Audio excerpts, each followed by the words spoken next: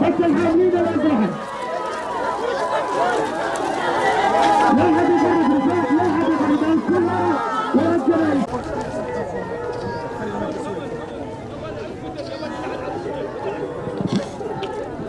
أربعة من ورود رفاقنا الشهداء.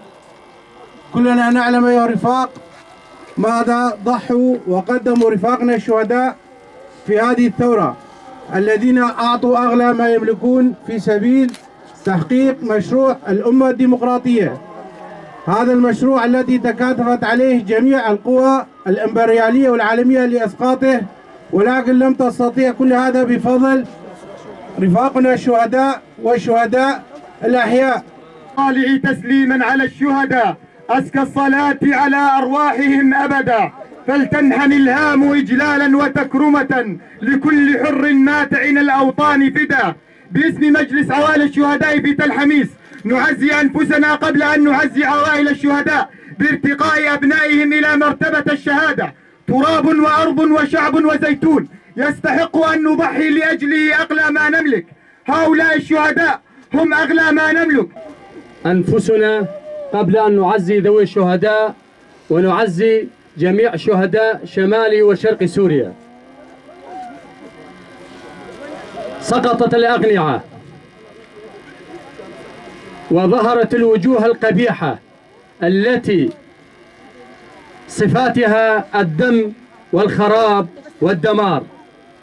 أيها الرفاق الحضور، فليعلم القاصي والداني أن هذه الدول التي تحاربنا اليوم هي التي حاربتنا قبل، وهي التي ضربت قواتنا في الكيماوي في السلاح المحرم دوليا في المناطق الدفاع المشروع، وهي الدول التي حاكت المؤامرة الدولية على قائد الإنسانية القائد عبد الله وجلان. الحرة هي ثمرة إرادة الشهداء.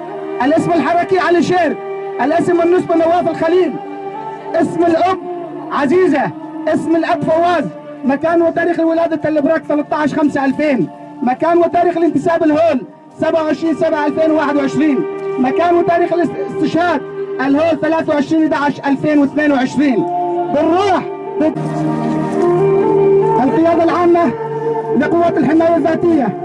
الاسم والنسبة سلمى وادهام، اسم الأم مريم، اسم الأب محمد.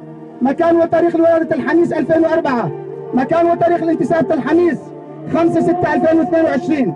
مكان وتاريخ الاستشهاد 22/11/2022. لورنس مكلوفة. الاسم والنسبة حسين داوود، اسم الأم غزالة، اسم الأب أحمد. مكان وتاريخ الولادة الحميس 15/11/1990. مكان وتاريخ الانتساب تل حميس 1/1/2020.